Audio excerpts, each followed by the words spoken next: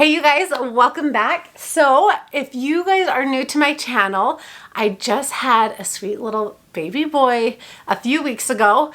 And so if you haven't also watched my labor and delivery, go watch that. Or if you haven't watched what to expect for labor and delivery, go watch that too. And I'll link them down below because those videos are very informational in the sense of what to expect.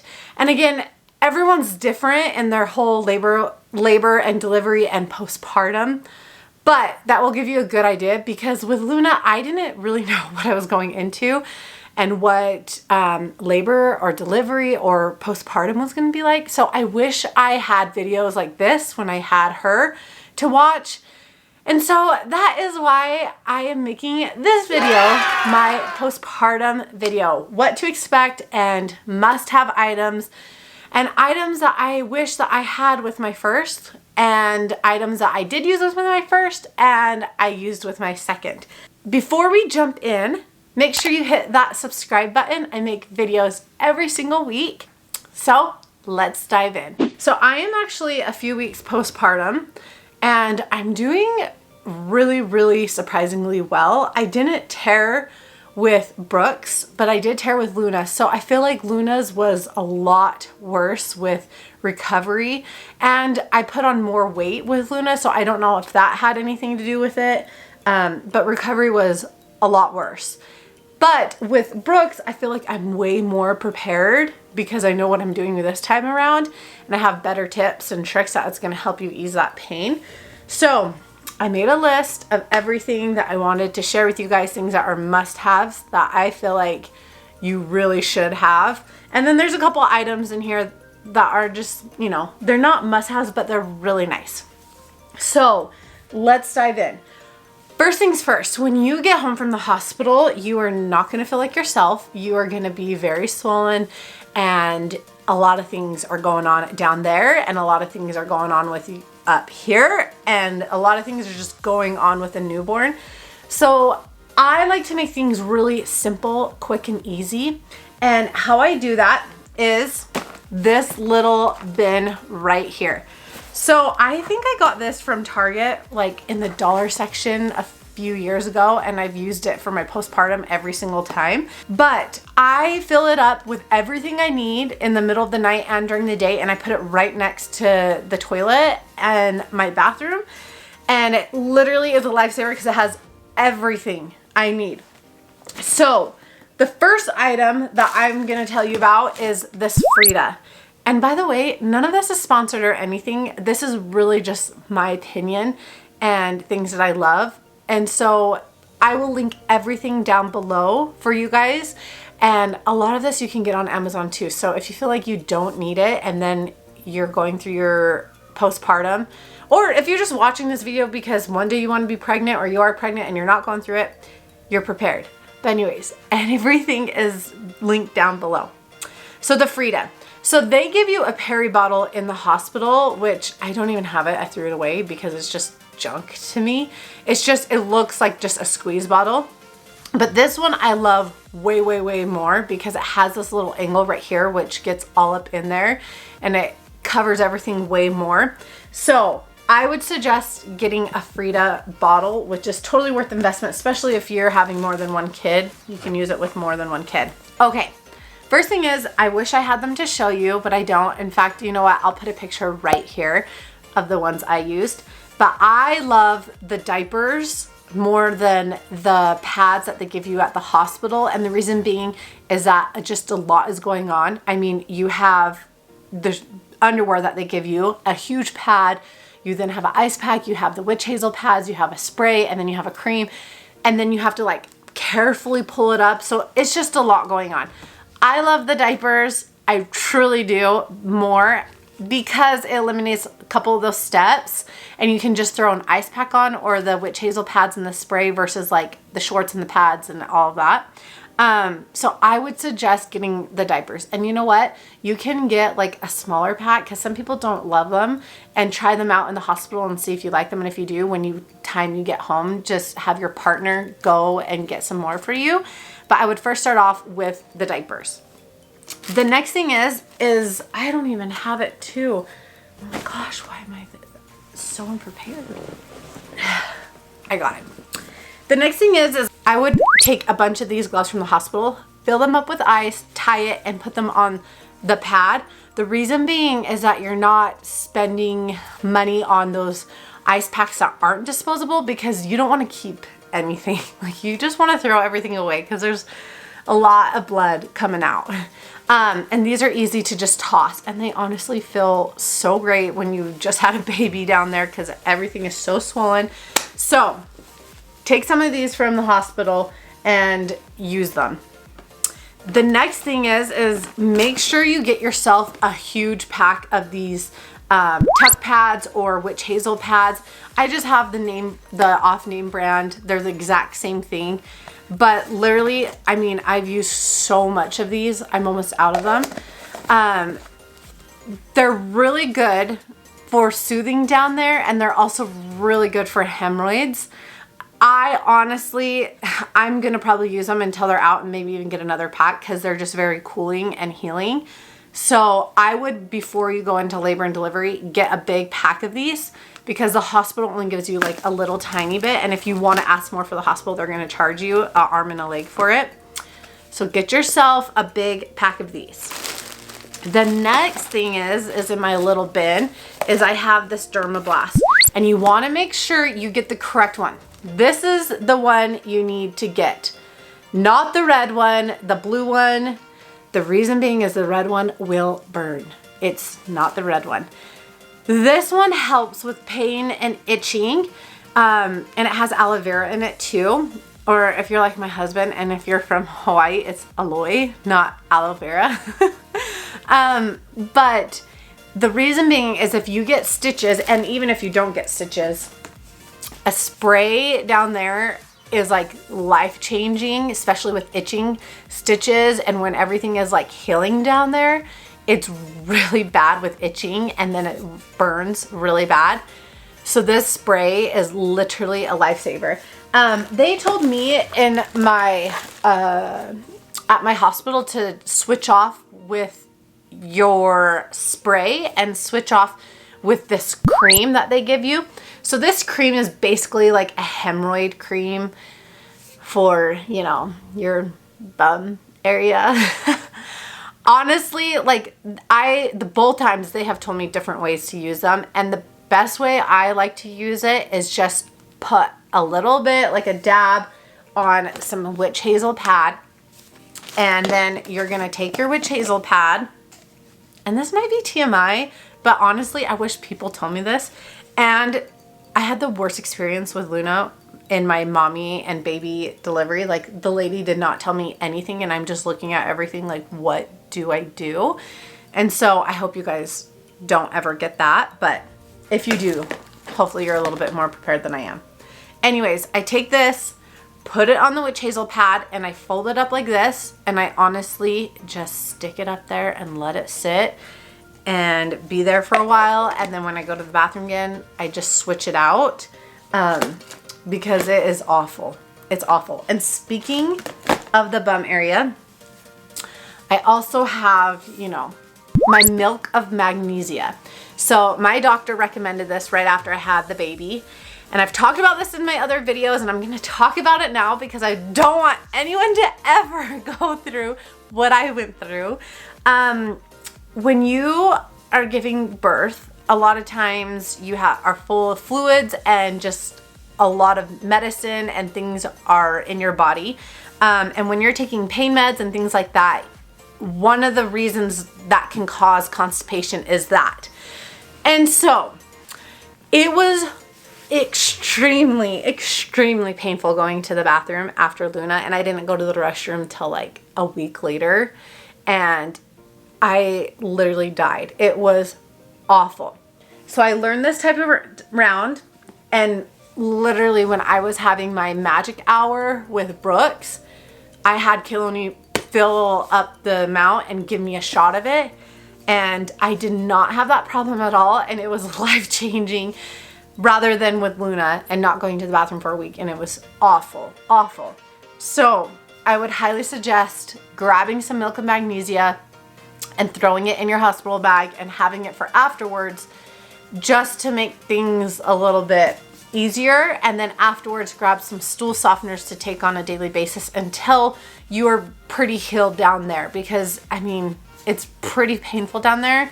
The last thing you want to be doing is be pushing a lot and it just being sore and awful, especially with hemorrhoids. Yeah, not fun. Okay, the next thing I have is the first couple days I'm home, this is usually filled of diapers. And then I switched over to pads, and I like these always pads that are maxi. This is a 3. They're thick enough to cover everything, but they're not huge that you feel like you're wearing a diaper. And then after like another week or so, I will switch to these thinner pads that are in here. But I would make sure to have these pads. And then speaking of having the pads, so when you make that switch, if you haven't heard of this, listen up and listen up good, because these are amazing, amazing. They're called Padsicles. And if you have not made them, you got to make them. You have to make them. Make a couple, and if you don't love them, then fine, because some people think they're too cold, but personally, like, I love them. So I have this little baggie that I made, and then I threw it in the freezer, and then I keep all the ingredients in here for when I do need to make them. And if I need Kaloni to make them for me, or if I can make them, they're all right here. So what I do is I get the thinner pads. I think these are a 2. I get the thinner pads, and then you also want to get witch hazel, which, oh, it's leaking, which again, I just get the off-brand kind. You don't need the special kind, witch hazel. I grab aloe vera, or if you're my husband, aloe. And this part is really important. You want to make sure you get one that does not have any fragrance or dye in it. You don't want that down there. So I went and got this from Target, and I will try to link everything you can get on Amazon, because Amazon is a lifesaver when you don't have time to go get it. I will try to link everything down below. So if I find one on Amazon that's similar, it'll be down below. That doesn't have any fragrance or dye or anything like that. And then this isn't needed, but it is nice using lavender essential oil. And if you're using lavender oil, make sure you're using a kind that is like pure, that is not synthetic, and that is not, yeah, it's just the pure kind. So what you do is that you open up the pad, okay, and you spray the pad with witch hazel all over. Then you take the aloe vera and you drizzle it, and then you take the lavender and you drop a couple drops in it. And then you very carefully fold it back up, and then you put it in a Ziploc bag. Once you've done enough, you then put it in the freezer. Then when you need it and you're graduated from the ice pack, but it's still like, you know, really swollen and everything down there, you pull one of these out and you stick it on your diaper, or if you're using the shorts in the pad, the thicker pad. It is amazing. It feels so good and it helps heal. So that's my piece of advice to tell you. I use probably, I want to say like 20 to 30 of them until like I felt like I didn't need it anymore, but they're amazing. So go make yourself some Padsicles. Okay, the next thing, talking about everything down there, is this Summer's Eve wash. So this is wash that is made specifically for down there. And they have a bunch of different smells, but I would specifically go with this one, the blue one. The reason being is that this one doesn't have any fragrance. I just don't want fragrance down there. And I don't know about you guys, if you've had a baby, maybe you can attest to this, but I was so scared to wash down there with Luna, just for the mere fact that I only have stuff that has fragrance and dyes in there, and I'm thinking, oh my gosh, I don't want to put that stuff all down there. And this is fragrance free. It helps with odor and bacteria. It's a pH balance, and it's free from dyes and parabens, and it like gently cleans everything.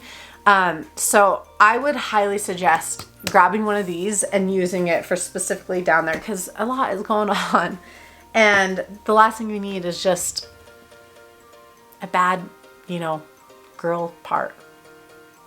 The next thing is, and I've talked about this in my other videos and I still stand by it. So I got a large in this, and this is from the Belly Bandit, but you can get any kind of band. This just helps retract your uterus. So when you are nursing, you're gonna feel contractions, and they were actually so much worse with Brooks than Luna, and I've heard they get worse with each kid. But this is life-changing and helping me with those contractions. So I just squeeze it and it helps retract everything, put everything back together. So I wear this actually for a couple weeks, just for like an hour at a time. I know people say like you should be wearing it non-stop, but I only wore it for an hour at a time. So this is an awesome product to invest in. Again, if you're gonna have multiple kids, to have every single time. All right, the next thing is I'm going to talk about nursing. So I get engorgement with both kids, and I get it every time. And when I get engorgement, it's awful. And the reason being is that you have to, in the middle of the night and during the day, between every single feeding or before every feeding, you have to heat up your breast, and then you have to massage it. And depending if you have blocked milk ducts or if you have like mastitis or any of that sort, or engorgement, you have to sit and really massage your breast. And then you have to pump, and then you have to feed your baby, and then you have to ice afterwards to help with the inflammation. It's a whole process. And you also get really, really sore nipples. And the reason being is if you're not doing a correct latch with your baby, your nipples will get so sore. With Brooks, I was way more sore than I was with Luna, and I honestly don't know why I was having the worst time with like latching him. And you know, the baby's learning, you're learning, and it's different for each baby. But I saw a lactation specialist 2 times, and make sure you check with your insurance, because some insurances cover having a lactation specialist come to your home, or you have to go to a hospital and like see one. But don't try to do it on your own if you got engorgement or mastitis or anything like that. Like, make sure that you go see a specialist. It's so worth the money. But with my sore nipples, I just put some pure coconut oil in like a little Rubbermaid container, and I put it next to my bed. After every feeding, I would put it on, and then before I fed, I just took a wipe and just wiped it off. So coconut oil is a lifesaver. Talking about nursing too, a refrigerator. I am the worst. I keep forgetting everything. This is not like necessary, but honestly, like I would invest one. If you have engorgement or any of that, I would definitely invest it. And the reason being is that you have to pump, and with my bedroom, we are on the upstairs, we're not on the downstairs where the kitchen is. So when you pump, you have to put your milk somewhere, or else it's gonna go bad after, you know, I think it's like 6 hours sitting out. And that's the last thing you wanna do, is get up in the middle of the night after you pump and then have to go put your milk away. So Amazon, they have these little mini refrigerators that are either heat or cold, and you can literally put your milk right in there and it'll store it. And then every morning I go out and get it and put it in the main refrigerator or go freeze it. So that has been a huge lifesaver, these little refrigerators. And then also I put the ice packs. I have ice packs and I put them in there, and they stay cold enough for the whole night for me to use them if I have engorgement. And then after I'm done with engorgement and my milk has like settled and regulated, what I do is that it has like a heat knob on the back. I put my Perry bottle in there because I'm from Utah and it's really cold here. And even during the summer, we have our AC pumping, that the water gets freezing cold and it's awful. So I fill this up with water, I put it in there, and it's nice and warm, and it's, you know, that stuff is not really necessary, but it's amazing, and it's just a little luxury, and you deserve that after having a baby. And so this is a refrigerator I would suggest. And then after I'm done with it, I usually put my cosmetic like creams in it and keep it cold, and it lasts longer.